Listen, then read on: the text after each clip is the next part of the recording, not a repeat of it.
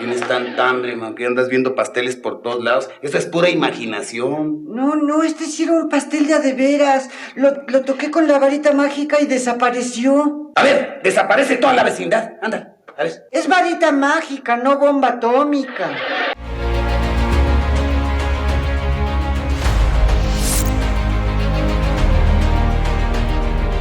Durante décadas, millones de personas crecimos creyendo en un mito, la bonita vecindad. Vimos a un niño huérfano y desnutrido que, a pesar de vivir en un barril, siempre encontraba solidaridad en su comunidad. El Chavo del Ocho no fue solo un programa, fue el espejo donde se miró toda Latinoamérica, desde el Río Bravo hasta la Patagonia. Pero ¿qué pasaría si te dijera que esa fachada de humor blanco y fraternidad ocultaba una realidad corroída por el ego, las traiciones románticas y una lucha despiadada por el poder? Detrás de las risas grabadas se gestaba una guerra de litigios, vetos industriales y una conexión perturbadora con los hombres más peligrosos del continente, desde el dictador Augusto Pinochet hasta los líderes de los cárteles de la droga en Colombia. Hoy vamos a hacer una autopsia cultural al mito de Chespirito. Vamos a descubrir cómo la ambición asfixió a la magia y por qué, al final, el barril del Chavo quedó vacío no por la pobreza del personaje, sino por la codicia de sus creadores. Bienvenidos a La Sombras de la Vecindad. ¡Ay! Tenía que ser el Chavo del Ocho. ¿Que no tienes ojos? Sí, ¿por qué? Porque me pisaste. ¿Y a poco lo pisé con los ojos?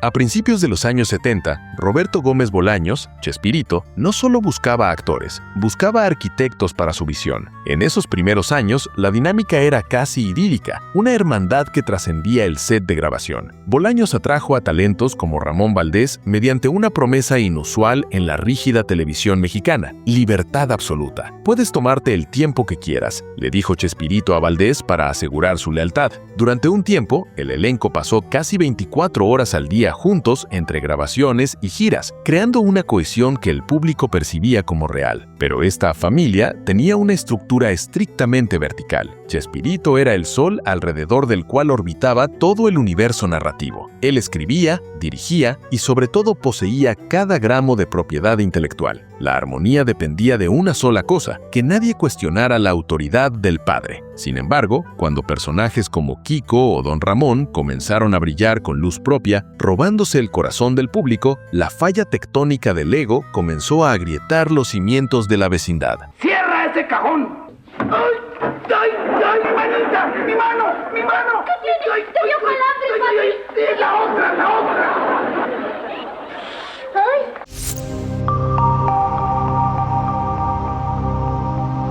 La disolución de la vecindad no fue solo una cuestión de dinero, fue una tragedia romántica digna de una telenovela de horario estelar. La llegada y el ascenso de Florinda Mesa cambió las reglas del juego para siempre. Mucho antes de ser la pareja oficial de Chespirito, Mesa mantuvo una relación que ha sido objeto de décadas de amargura, un romance con Carlos Villagrán, el hombre tras Kiko. Según Villagrán, la relación fue tan tórrida como asfixiante, al punto que él mismo le pidió ayuda a su jefe, Bolaños, para poder terminar con ella. Chespirito, actuando como consejero, le aconsejó que se mantuviera firme en la ruptura, pero la geometría amorosa se volvió aún más compleja. Florinda también mantuvo un romance con Enrique Segoviano, el director técnico del programa. Al final, Mesa navegó relaciones con las tres figuras más poderosas del set antes de unirse definitivamente a Bolaños. Cuando se consolidó como la pareja del dueño, el poder se centralizó. Florinda dejó de ser una compañera para convertirse en la extensión de la autoridad de Chespirito. Para Villagrán, ahora el ex de la mujer del jefe, su posición se volvió insostenible.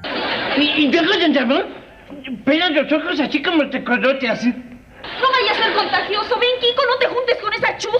Ay, broma. Chusma. En 1978, la tensión estalló. El personaje de Kiko se había convertido en un fenómeno que eclipsaba al propio Chavo en popularidad durante las giras. Villagrán sostenía que aunque Bolaños ponía las palabras, la esencia de Kiko, los gestos y los cachetes inflados, eran su propia creación actoral. Pero para Chespirito, cualquier autonomía era una amenaza a su jerarquía. La salida de Kiko no fue una renuncia, fue una expulsión sistémica. El conflicto llegó hasta la oficina del hombre más poderoso de los medios en México, Emilio Azcárraga Milmo, apodado El Tigre, dueño de Televisa. Azcárraga le ofreció a Villagrán su propio programa, pero con una condición humillante. Debía estar bajo la supervisión de Bolaños y Kiko no podía usar sus rasgos distintivos. Villagrán rechazó la oferta con un desafío insólito. La respuesta de Azcárraga fue lapidaria: si te vas de aquí, te parto la madre. El magnate cumplió su amenaza. Implementó un veto transnacional, enviando comunicados a todas las televisoras de América Latina. Si contrataban a Villagrán, Televisa les cortaba el suministro de todos sus programas estrella. Así nació Kiko con K, un personaje en el exilio que tuvo que peregrinar por Venezuela, Argentina y Chile para poder seguir existiendo.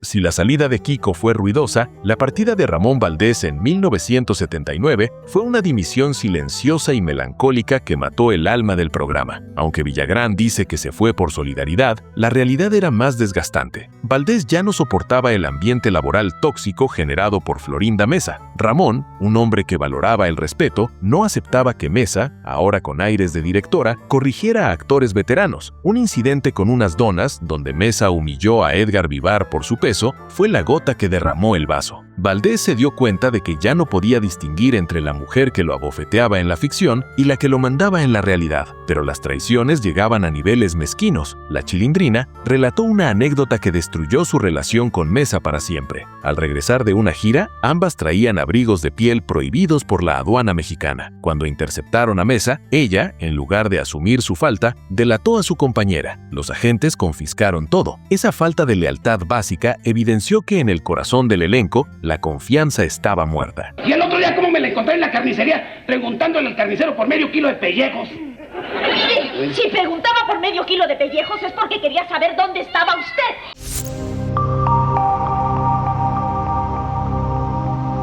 El aspecto más siniestro de esta historia es cómo la inocencia de la vecindad se convirtió en la diversión predilecta de los hombres más peligrosos del continente. Carlos Villagrán reveló que en Bogotá, emisarios de Pablo Escobar le ofrecieron un maletín con un cheque en blanco hasta $1 millón para actuar en el cumpleaños de la hija del capo. Paralizado por el miedo, logró rechazar la oferta y huyó de Colombia inmediatamente. Sin embargo, el resto del elenco no fue tan esquivo. María Antonieta de las Nieves confirmó que el elenco completo de Chespirito asistió a una fiesta de primera comunión que resultó ser de Gilberto Rodríguez Orejuela, líder del Cártel de Cali. El dinero manchado de sangre pagó por la risa de los niños de la vecindad. Y la mancha no fue solo criminal, sino política. En 1977, en plena dictadura de Pinochet, el elenco realizó 2 presentaciones masivas en el Estadio Nacional de Santiago. 4 años antes, ese suelo había sido el centro de tortura y ejecución más grande del régimen. Que Chespirito hiciera comedia allí fue visto como un acto de normalización de la barbarie y un apoyo táctico a la junta militar. La vecindad, al final, servía como propaganda de normalidad para los tiranos. ¡Fue sin querer queriendo!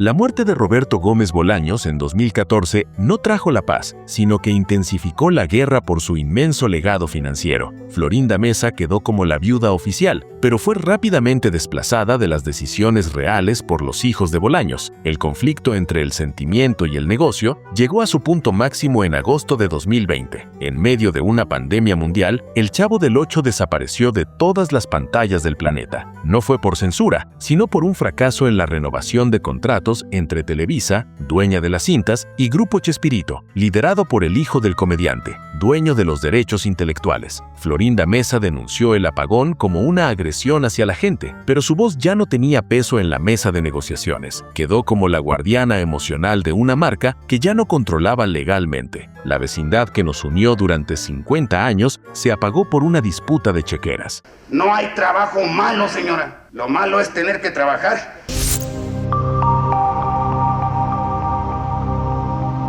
La historia detrás de El Chavo del Ocho es una tragedia moderna disfrazada de comedia infantil. Es el relato de cómo un ego desmedido y una estructura de poder vertical devoraron a quienes le dieron vida a la obra. Las rivalidades que veíamos en pantalla eran reales y las bofetadas de doña Florinda a don Ramón se volvieron ponzoñosas fuera de cámaras. La voluntad de entretener a cualquier costo llevó a estos íconos a sentarse en las mesas de criminales y dictadores. Al final, el barril del Chavo, ese símbolo universal de la humildad, quedó vacío. No fue por falta de comida, sino por el exceso de ambición de quienes, en su afán por poseer la risa, terminaron asfixiando la magia.